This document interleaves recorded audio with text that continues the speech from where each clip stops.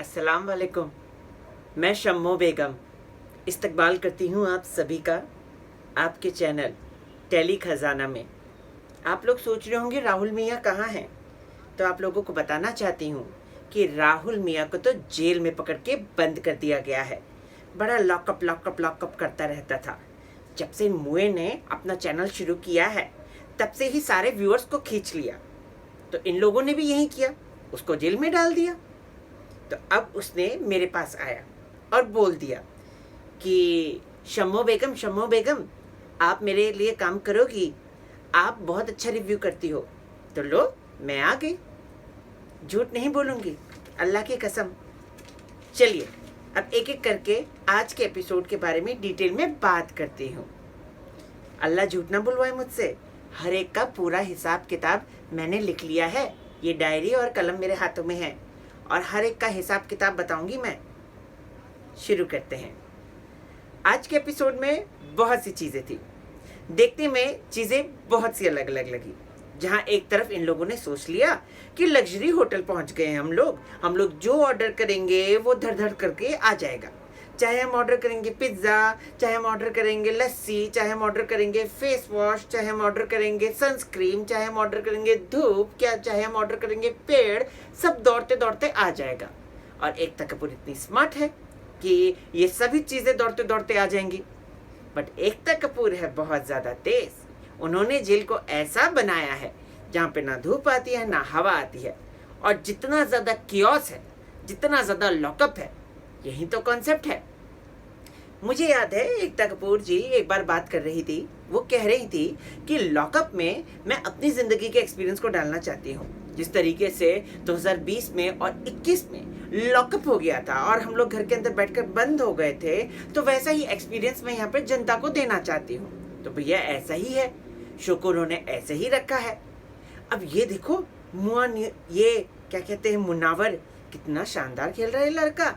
पता है आपको, मेरा छोटा वाला बेटा है ना सलमान, वो तो कहता है कि अम्मी मुनावर ही बेस्ट है। मैंने बोला ठीक है, लेकिन और भी बेस्ट है। जैसे कि अगर बात करें करणवीर की सोच अच्छी लगी मुझे तो पूनम पांडे का काइंड हार्टेड नेचर अच्छा लगा। और मुझे यहाँ पर बात करें एक एक करके जो कंटेस्टेंट मैंने लिखा है, जैसे कि पायल के बारे में मुझे कुछ बातें कहनी है, मुझे करण के बारे में, सिड के बारे में बात करनी है, मुझे शिवम के बारे में बात करनी है। सबसे पहले पायल मैडम, वो पायल निगोड़ी है ना, बहुत ही मच करती है। देखिए उसकी यूट्यूब में वीडियोस मैंने, बहुत ही ज़्यादा चिल्लाती रहती है। अभी भी अपने हक के लिए चिल्लाना ठीक है, चिल्लाए जितना चिल्लाती है चिल्लाए, बट इतना तो ना चिल्लाए मेरे कान के पर्दे बाहर आ जाए। ए सलमान, जाके तेल लेकर आ, तो कान में डालूंगी मैं। सलमान मेरा छोटा बेटा बहुत परेशान करता है।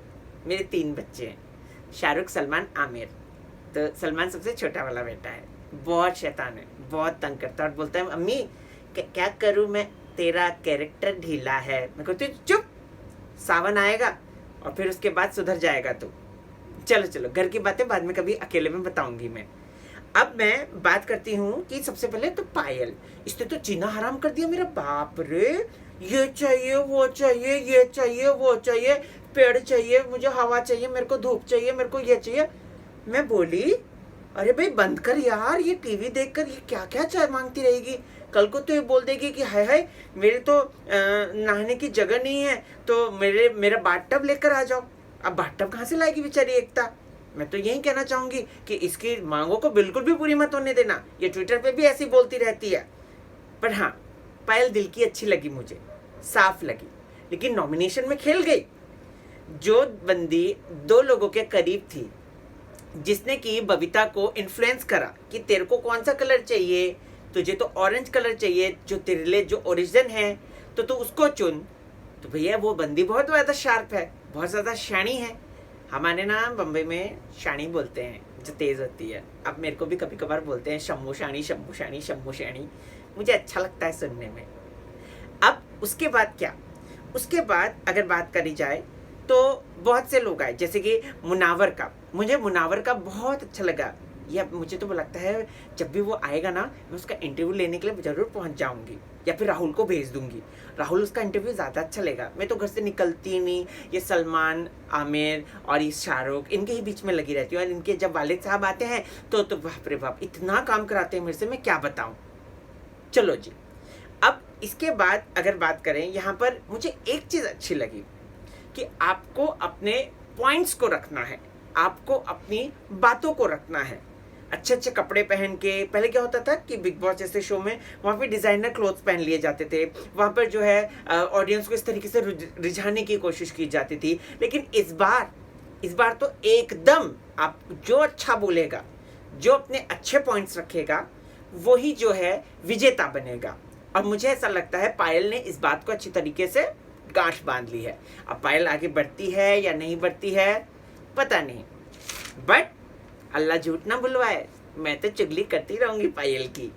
चलो जी, आगे बढ़ते हैं। आगे की अगर बात करें तो मुझे थोड़ा सा सारा का लगा कि पहले तो तुम खुद कंट्रोवर्सी करो, फिर उसके बाद तुम मीडिया के ऊपर सारा जो है ब्लेम गेम फेंक दो कि मीडिया तुम्हारे पीछे पड़ जाती है। अरे तो कंट्रोवर्सी करती क्यों हो? तुम तो कंट्रोवर्सी में रहने के लिए ही तो आई हो।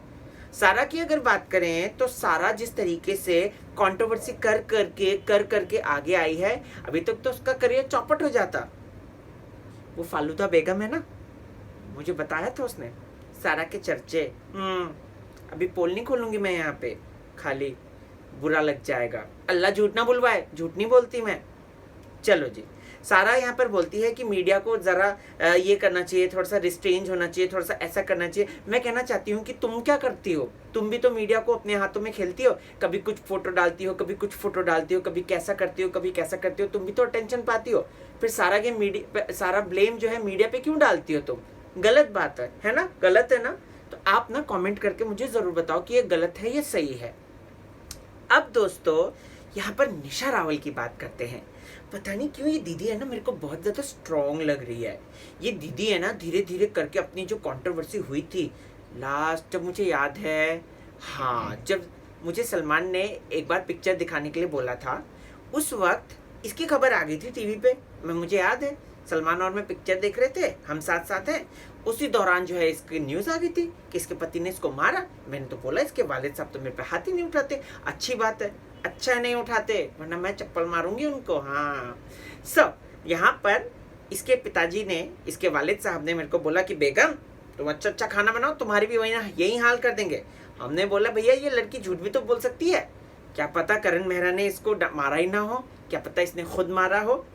करण मेहरा का कहना था कि कैमरा बंद हो गए, इसका कहना था कि करण मेहरा ने इसको मारा। अब पता नहीं सच्चाई क्या है, लेकिन हाँ ये तो बड़ी पता चल गई बात, जैसा कि ये बात बोली कि करण मेहरा जो है फ़ोन नहीं करता था बच्चे को, जो कि ये बोलते हुए नजर आई है करणवीर से। अब पता नहीं सच बोल रही है या झूठ बोल रही है, लेकिन हाँ निशा रावल की अगर बात करें वो भी बहुत ही स्ट्रांग और स्ट्रेट फॉरवर्ड मुझे नजर आई, जिस तरीके से नॉमिनेशन में उसने ये बात बोल दी थी।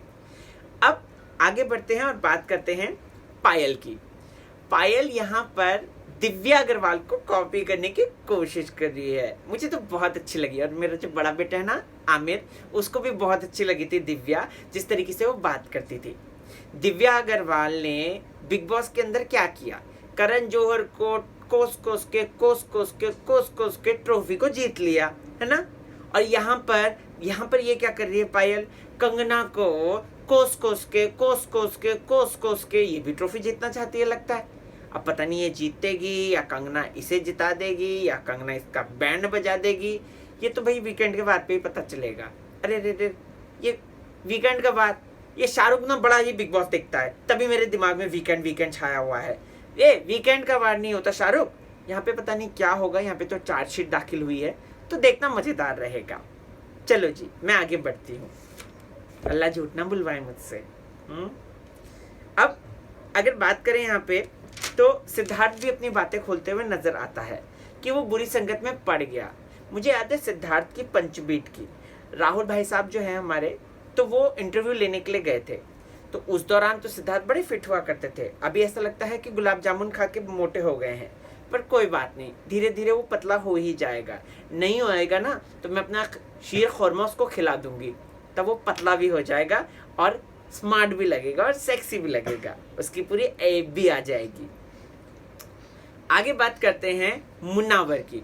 मुनावर का मुझे पॉइंट बहुत अच्छा लगा। मुनावर ने जिस तरीके से बोला कि ये कोई होटल नहीं है लग्जरी होटल, यहाँ पे तुम तेल कहाँ है, कंघी कहाँ है, ये कहाँ है, वो कहाँ है ढूंढ रहे हो। बच्चा बहुत ज़्यादा इंटेलिजेंट है, बच्चा फनी भी है, हिलेरियस भी है, और बच्चा जो है काफ़ी ज़्यादा अच्छे पॉइंट भी रखता है। तो मुनावर के लिए तो मैं तो कहना चाहूँगी थम्स अप। मैं तो इस ईद पे उसको घर पे भी बुलाऊंगी। शाहरुख, सलमान और आमिर तीनों मिलेंगे तो उनको देख के वो बहुत ज़्यादा खुश भी हो जाएगा। चलो जी, अगली अगर बात करें तो यहाँ पर शिवम की लड़ाई होती है। शिवम मुझे क्यूट भी लग रहा है, फनी भी लग रहा है, पर साथ ही साथ इरिटेटिंग भी लग रहा है। यहाँ पर भी वो लड़ने झगड़ने लग गया। इससे पहले वाले जो उसका शो था, केविन के साथ भी लड़ पड़ा था वो, और केविन ने भी उसको मारा था। तो बेसिकली अगर देखा जाए तो यहाँ पर शिवम जो है वो चारों तरफ से घिरा हुआ है। अब करे तो करे क्या वो? अल्लाह की कसम झूठ नहीं बोलूंगी। जी हाँ, अल्लाह झूठ ना बुलवाए मुझसे। अब राइट और लेफ्ट दो तरीके की पार्टी बन जाती है, ठीक है।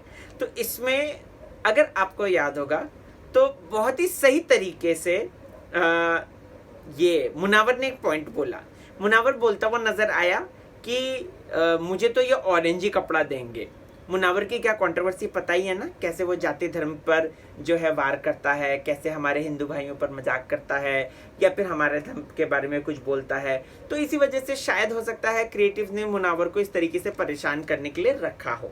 अब हम ज़्यादा तो नहीं बोल सकते, ये तो खेल है। चलो, अल्लाह झूठ ना बुलवाए। अंजलि बड़ी सुस्ती सुस्ती लग रही है आजकल, पता नहीं ये लड़की खाती नहीं है, लगता है कच्चा बादाम खा खा के ये भी कच्ची बादाम जैसी हो गई है। अंजलि की अगर बात करें तो अंजलि धीरे धीरे सिड के पास आ रही है, ऐसा लग रहा है दोनों के बीच में प्यार मोहब्बत बढ़ सकती है। छी, इनकी प्यार मोहब्बत नहीं दिखानी चाहिए, वरना शाहरुख, सलमान, आमिर तीनों को आंखें बंद करके ये शो दिखाना पड़ेगा मुझे, लॉकअप। अब आगे बढ़ते हैं और बात करते हैं सिद्धार्थ वर्सेस शिवम की। कौन सही था कौन गलत? आपको क्या लगता है? मुझे तो लगता है ना दोनों ही गलत थे। जी हाँ, अगर आपने नोटिस किया तो शिवम ने पहले गाली दी, उसने उसको साला बोला। साला कोई गाली नहीं होती, साला तो मेरे ये जो वो हैं, मेरे जो शौहर हैं, हाँ, तो वो वहाँ पे भी साला शब्द आएगा, हैं, मेरे भाई को वो साला ही बोलते हैं। और ऐसे में मेरे भाई को वो साला बोलते हैं, वो गाली थोड़ी ना देते हैं। साला तो वैसे भी गाली नहीं होती है, लेकिन उसने उसको वाला जो गाली दी, अभी नहीं बोल सकती मैं बच्चों के सामने, तो वो गलत दी, कहीं ना कहीं उसने गलत दी। तो यहाँ पर शिवम की गलती थी। वहीं उसके बाद नॉमिनेशन टास्क की बात आती है, जब चार्जशीट दाखिल करने की बात आती है, तो उस वक्त जो सिद्धार्थ ने बोला था वो भी गलत था।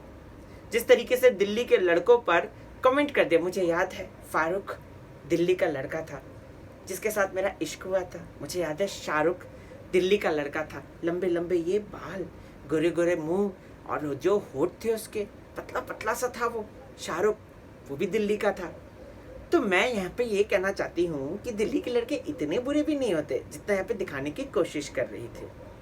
चलो जी, अब अगर आपने देखा होगा तो यहाँ पर टीम का जो डिवाइड हो रहा था, उस दौरान बबीता को काफ़ी ज़्यादा करण ने कन्विंस करने की कोशिश करी।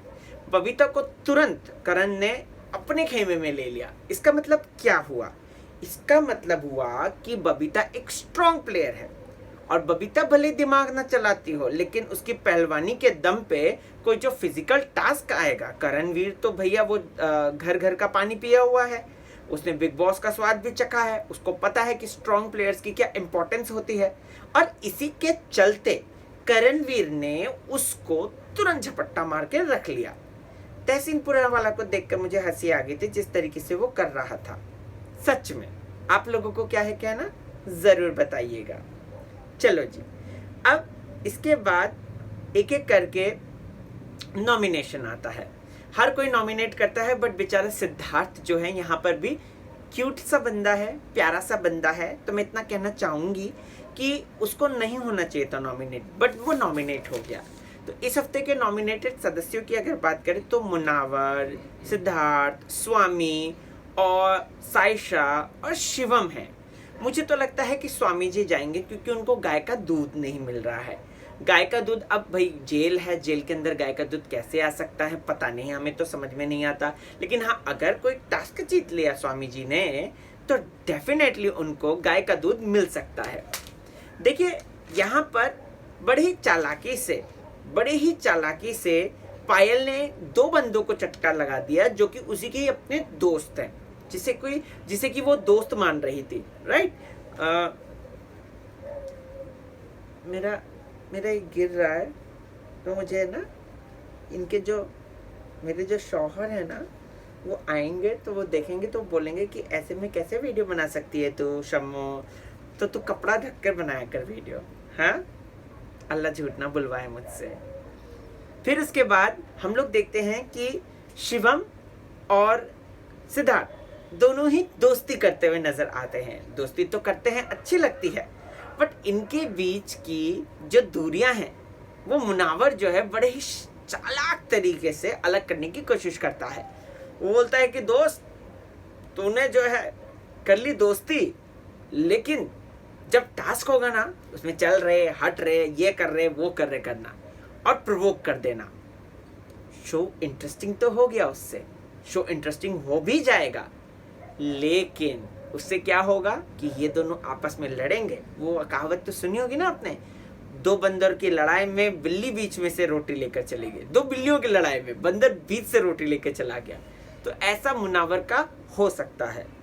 पूरा अगर मैं एपिसोड को ध्यान से देख के बताऊं तो जो एपिसोड में नजर आया करणवीर स्ट्रांग है, पूनम काइंड हार्टेड है, निशा बहुत ही ज्यादा दिल ओपन करने वाली, बहुत ही ज्यादा बहादुर है मेरी तरह, अल्लाह झूठ ना बुलवाए मुझसे।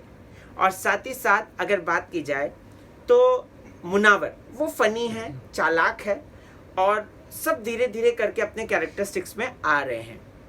देखते हैं क्या होता है। इस बार का लॉकअप बहुत ज़्यादा खास है और शम्मू बेगम इसी तरीके से आती रहेगी अपना करारा रिव्यू देने के लिए। ए शाहरुख, ए सलमान, ए आमिर, चलना बाबा, पिक्चर चलते हैं। मैं पिक्चर जाती हूँ, तब तक के लिए आप कमेंट कर देना। Bye bye.